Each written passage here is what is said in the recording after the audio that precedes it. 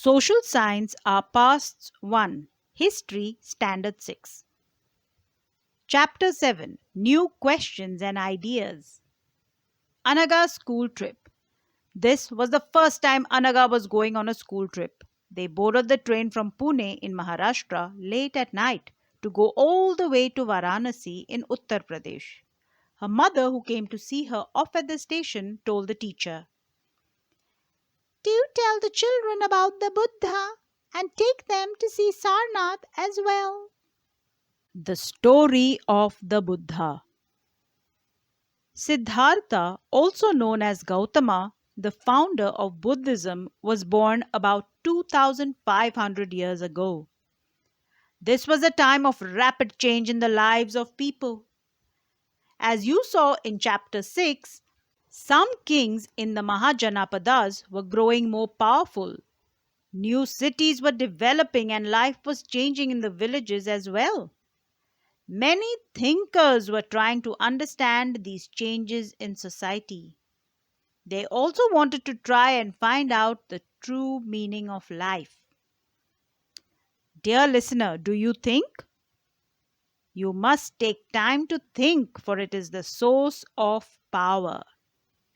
I am honored to have worked at Wipro Technologies, a cool IT company, and the company slogan of Wipro Technologies was, below their colorful flower, applying thought. The Buddha belonged to a small Gana known as the Sakyagana and was a Kshatriya. When he was a young man, he left the comforts of his home in search of knowledge. He left the comforts of his home in search of knowledge.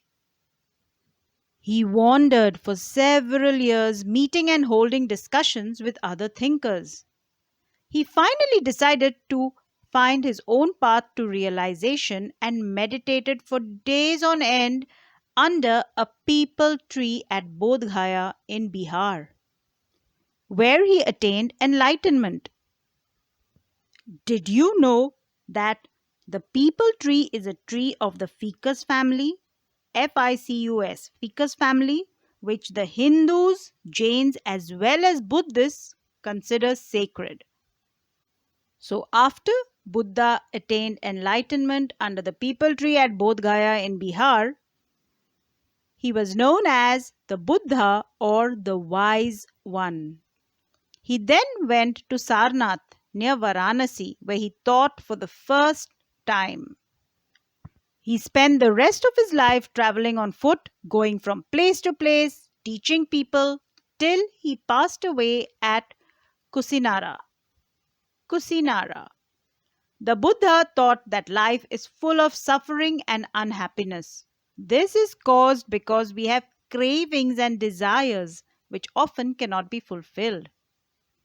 Sometimes, even if we get what we want, we are not satisfied and want even more or want other things.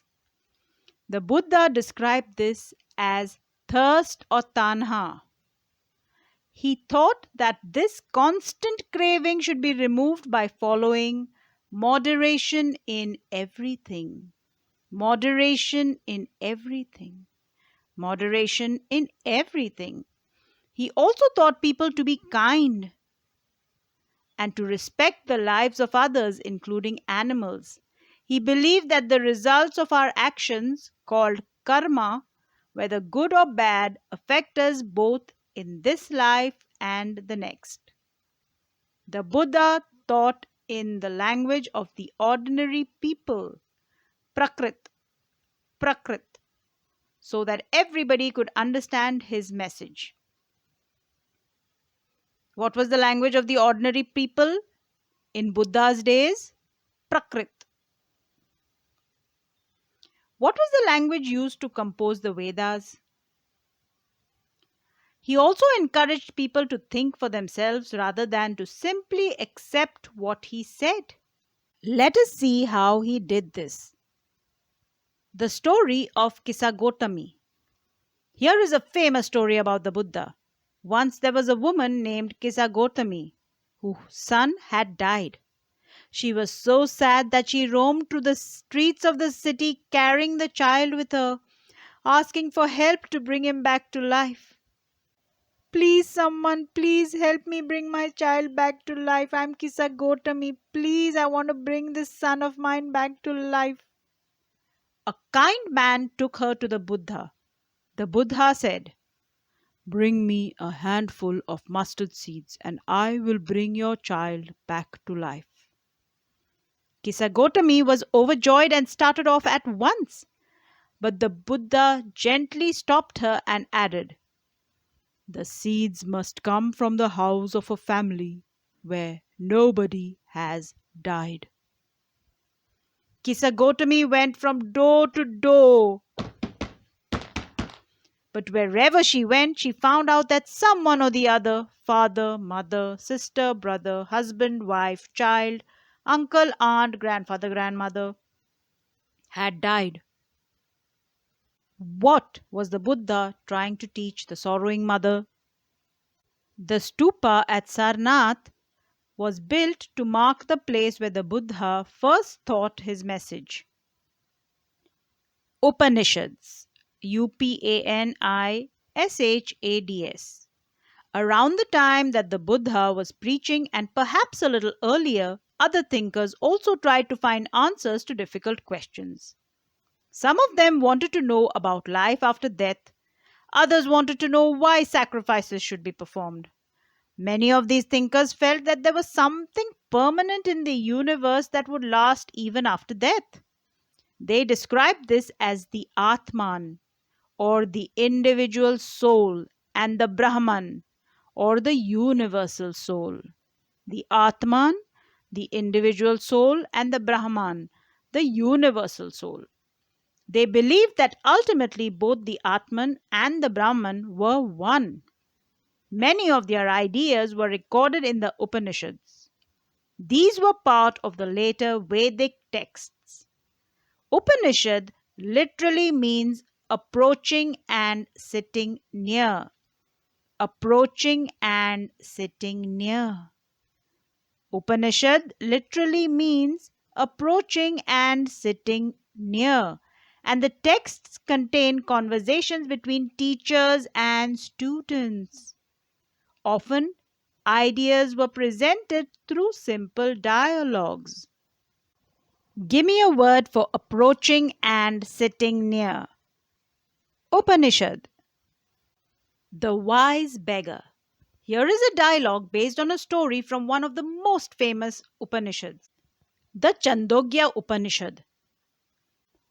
Shaunaka and Abhipratarin were two sages who worshipped the universal soul.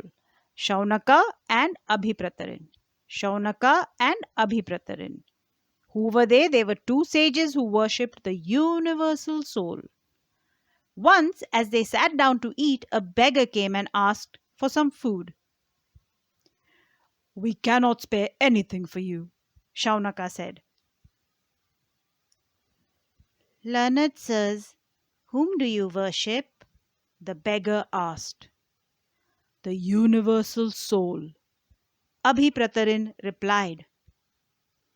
"Ah, it means that you know that the universal soul fills the entire world," said the beggar. "Yes, yes, we know that," the sages Shaunaka and Abhipratarin nodded. "If the universal soul fills the whole world, it fills me too. Who am I but a part of the world?" the beggar asked.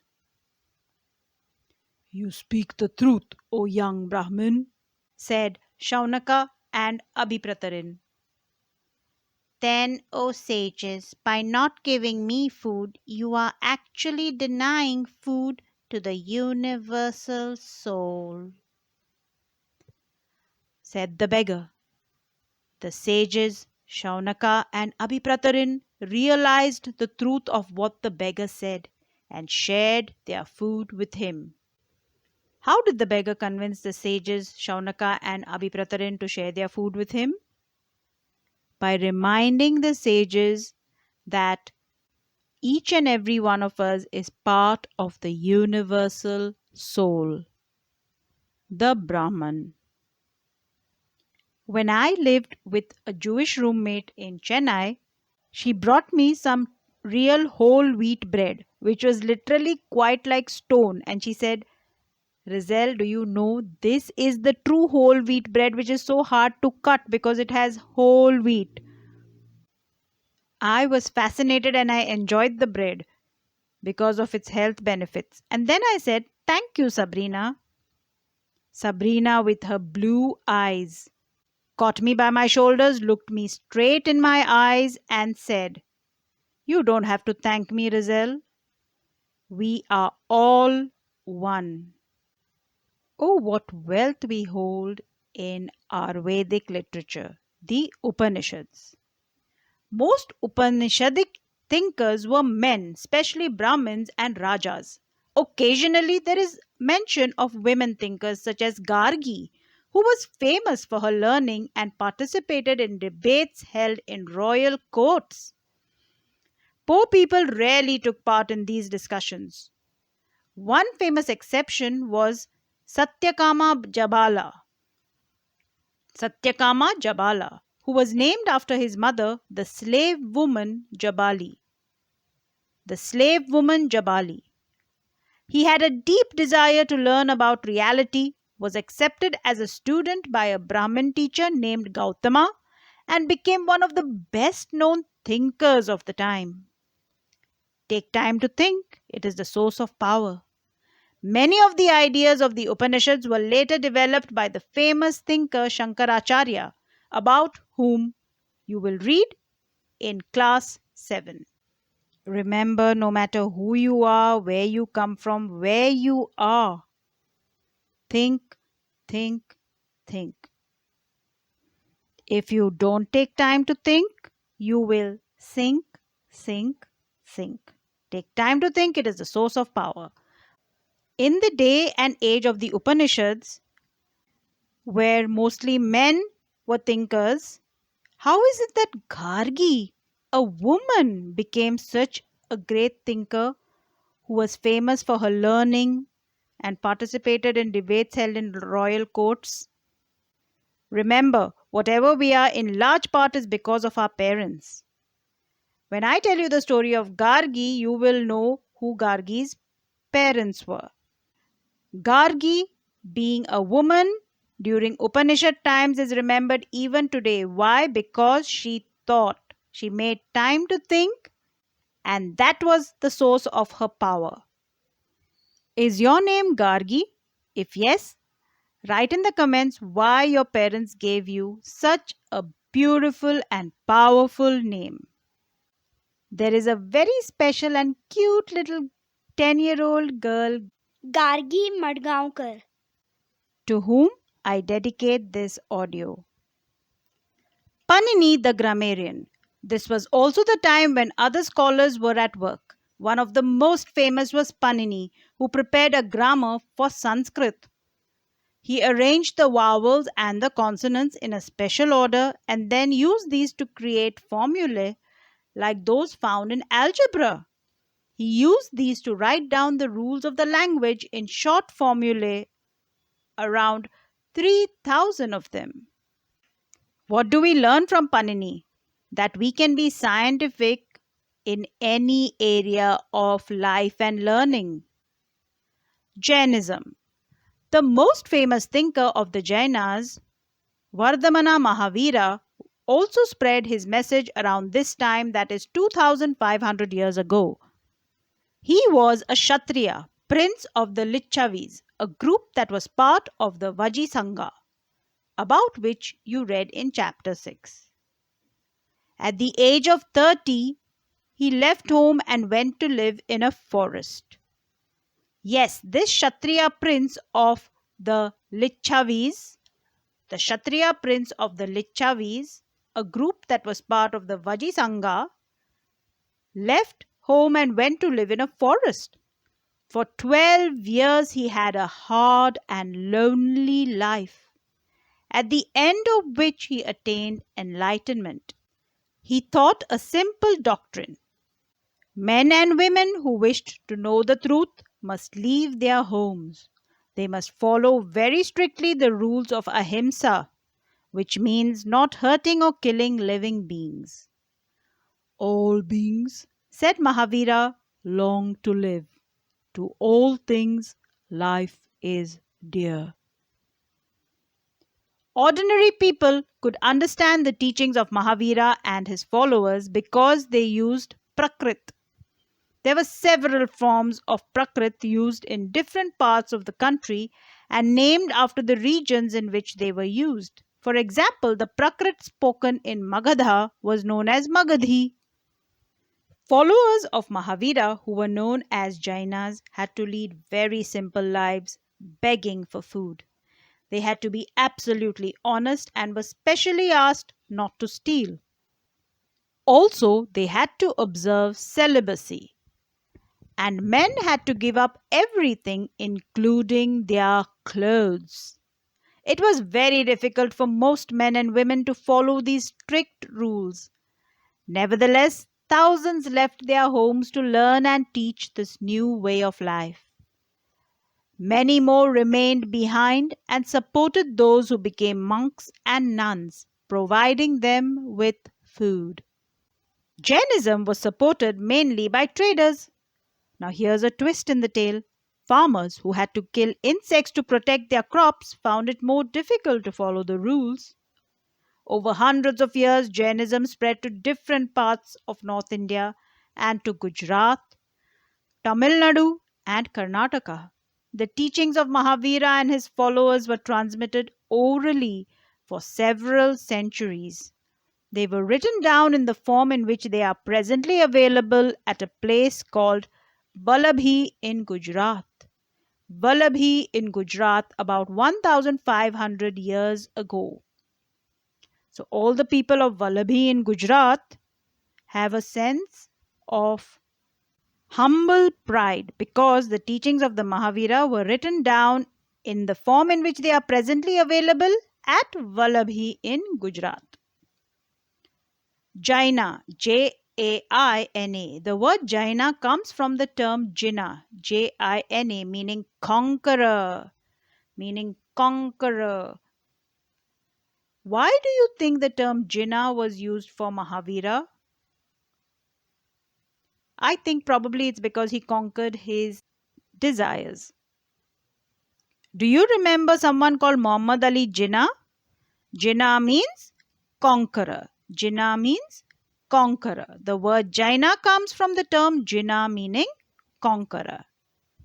The Sangha. Ta-ta-dum, ta-da-da-dum. Both the Mahavira and the Buddha felt that only those who left their homes could gain true knowledge. They arranged for them to stay together in the Sangha, an association of those who left their homes. The rules made for the Buddhist Sangha were written down in a book called the Vinaya Pitaka. Vinaya Pitaka. Vinaya Pitaka. For anyone who wanted to join the Buddhist Sangha, the rules were written down in the Vinaya Pitaka book.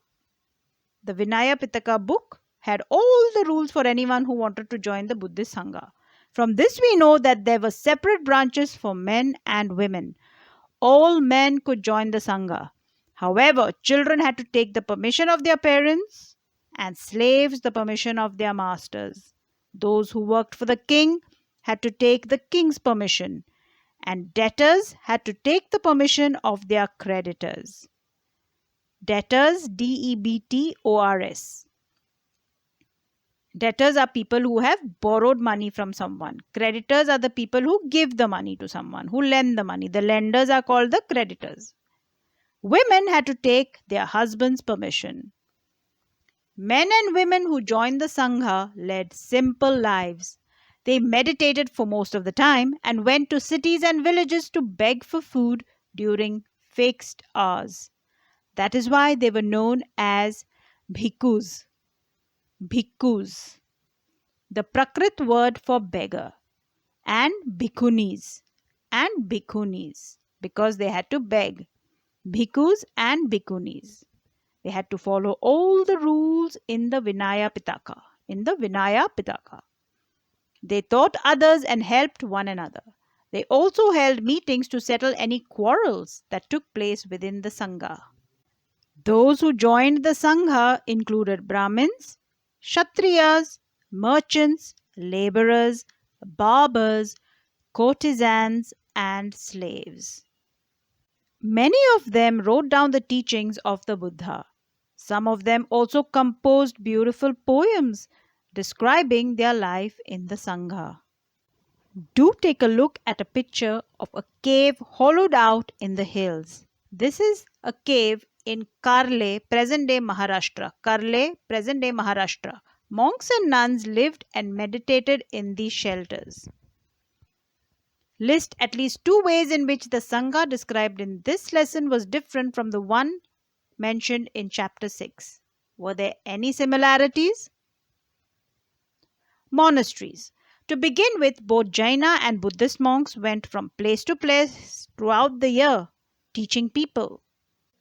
The only time they stayed in one place was during the rainy season when it was very difficult to travel.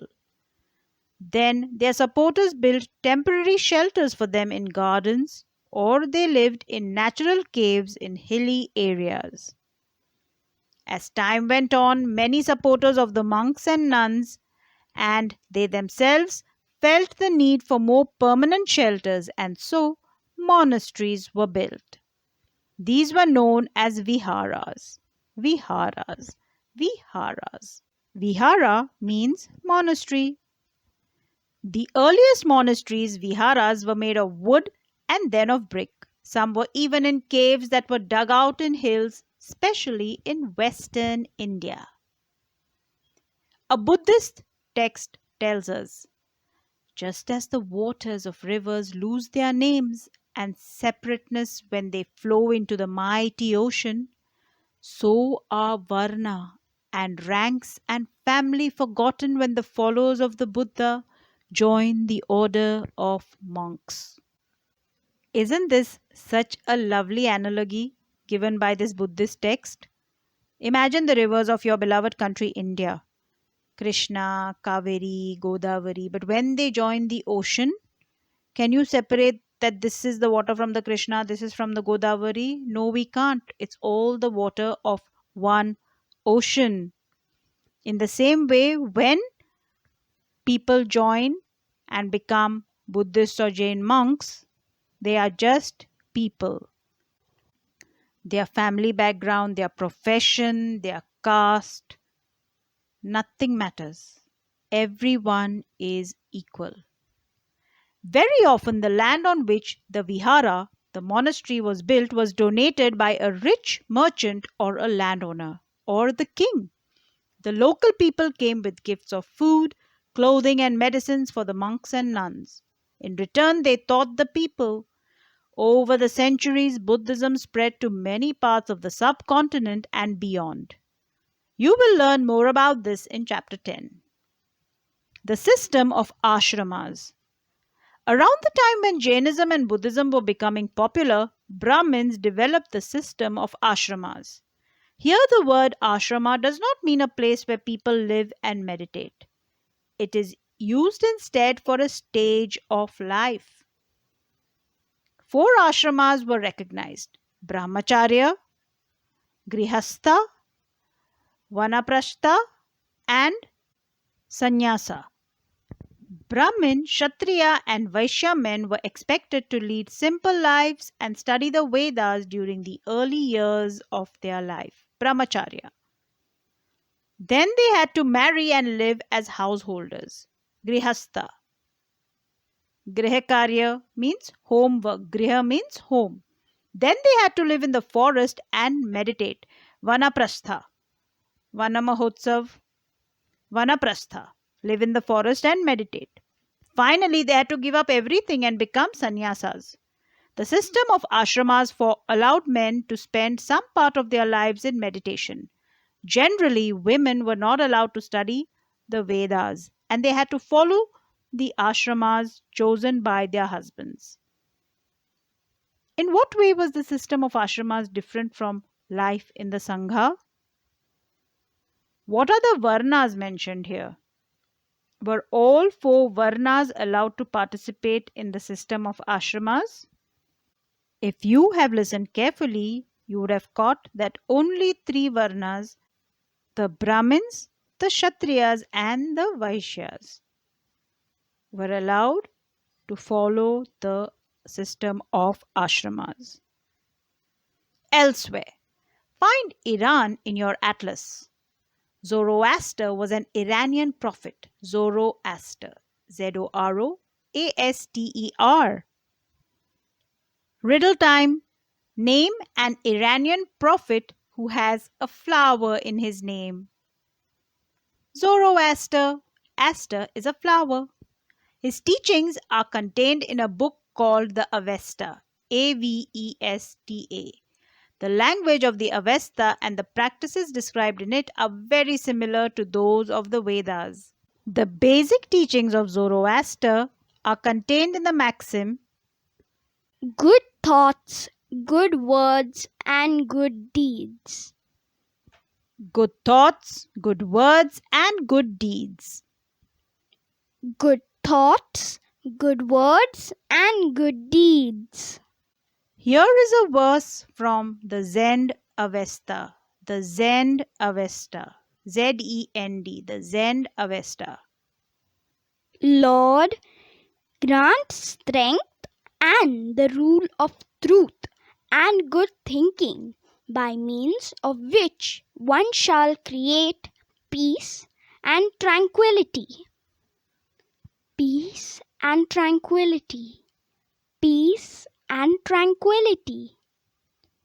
For more than 1,000 years, Zoroastrianism was a major religion in Iran. Zoroastrianism. Zoroastrianism. Later, some Zoroastrians migrated from Iran and settled down in the coastal towns of Gujarat and Maharashtra. They were the ancestors of today's Parsis. Imagine you want to go to listen to one of the preachers who lived about 2500 years ago.